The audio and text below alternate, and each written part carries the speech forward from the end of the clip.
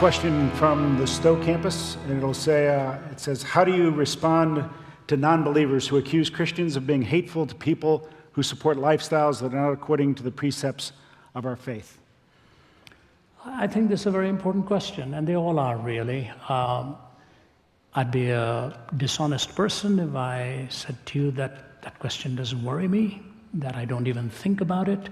In fact, we as a team, our entire team, people like Nabil Qureshi, Michael Ramsden, Oz Guinness, Amy Ewing, our entire speakers team have often sat around a table and said, you know, how do we deal with this very trying social issue of our time? And even though the word is not used here, the idea is, you know, the homosexual lifestyle and all that has come about in our time, how do we as Christians deal with it? So Joe, if you don't mind, I'd like to take an extended answer on this. You know, let me give you about 3 panels of an answer. The first panel is the logical problem. The second panel is what I call the theological problem.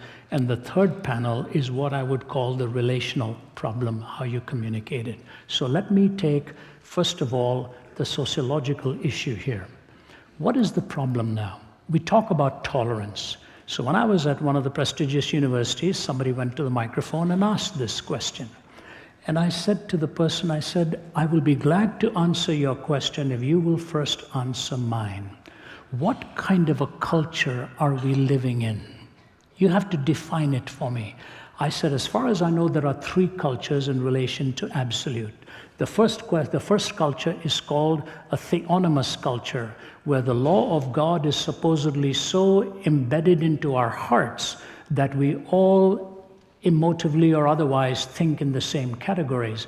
Once upon a time, we would talk about the natural law in those categories, natural law. We believe these truths to be self-evident. The early framers believed in the natural law. We don't believe in natural law anymore, but we used to talk about it, and that's a theonomous culture. Theos, God, nomos, law. Sometimes the Indian culture will get close to that. It's not always the case, but they sort of, dharti ke aadmi is what they will say. We are people of the soil. And the idea of respect for parents and all of that, they consider to be self-evident, ingrained in the heart of man and so on. But we don't believe in the theonomous culture in the West. So what's the second kind of culture? The second kind of culture is a heteronomous culture. Heteros meaning another, nomos meaning law. So we have another law. What does that mean?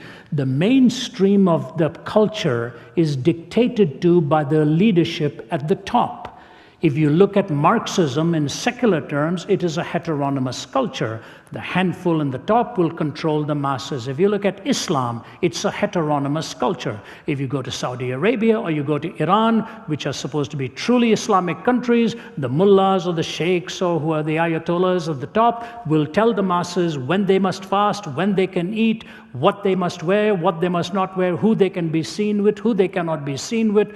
All of the dictates, even to the discipline of how you wash your hands and feet before you worship and so on. It's a heteronomous culture.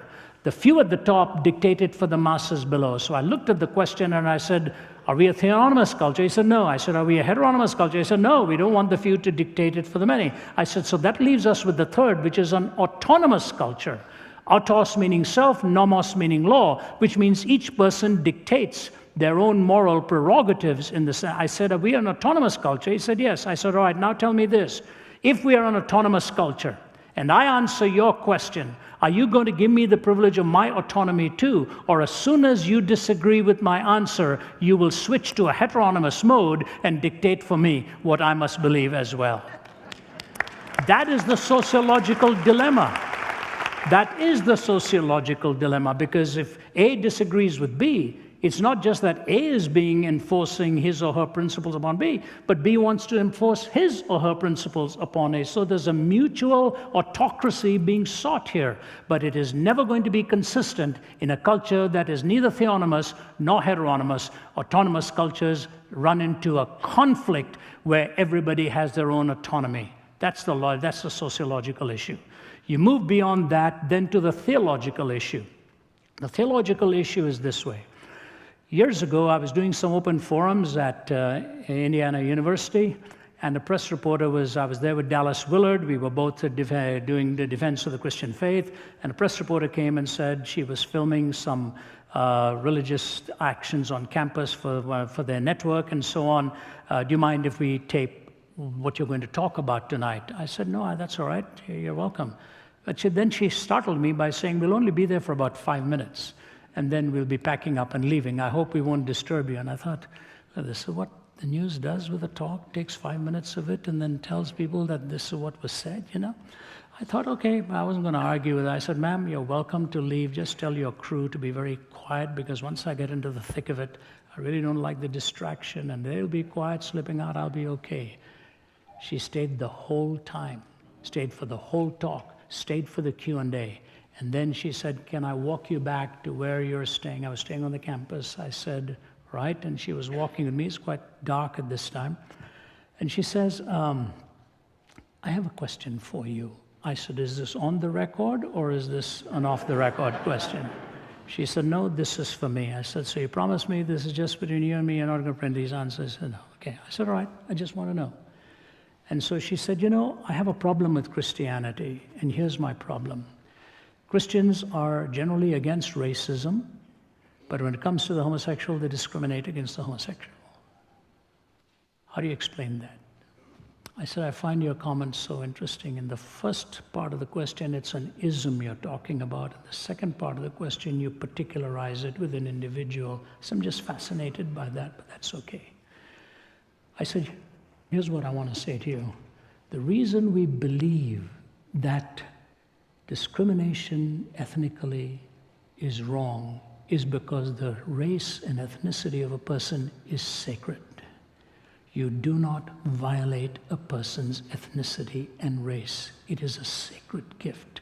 And the reason we believe in an absoluteness to sexuality is because we believe sexuality is sacred as well. And that's why we make our choice that same way.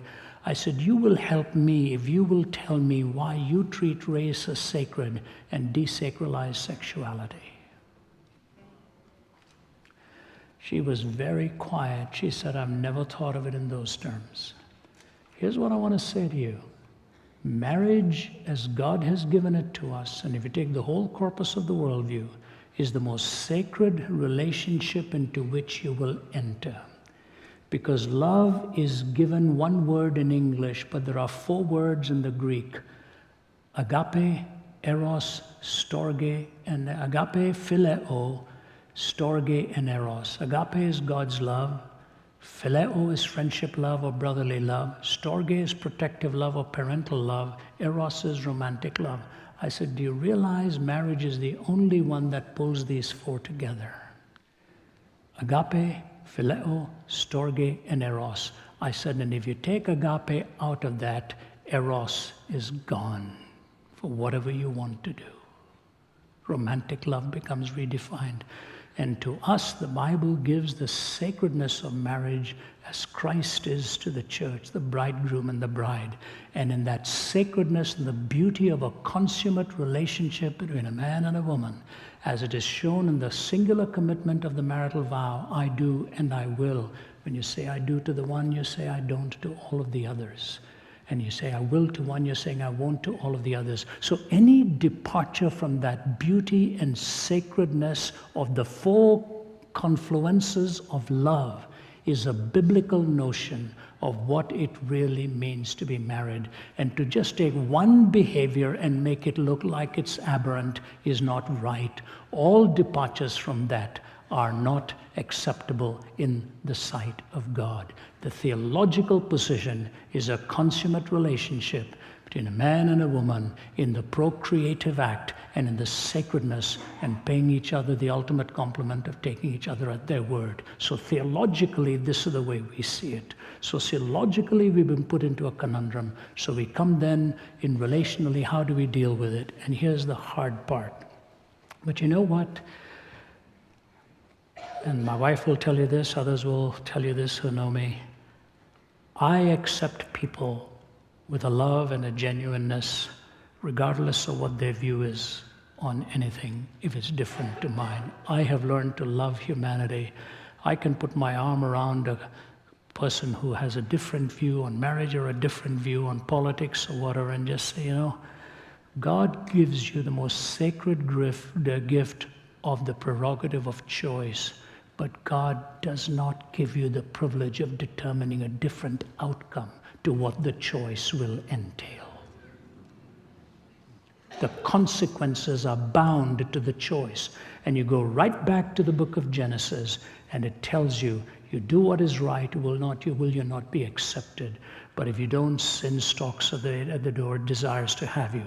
And so when I look at the sacredness of marriage, any change from it, from the biblical point of view, is a departure from the biblical mandate. But at the same time, the Bible commands us to love even those with whom we disagree. And our responsibility as the church is never to hate the individual. Our privilege is to love. And only God can change the heart of a person. And God is the ultimate judge. And in a pluralistic society, let us as Christians be both light and salt and learn to love one another. And let God be the judge over all of us. He is the one who is pure in his judgments. We can make errors. Those are the 3 panels I want to leave with you.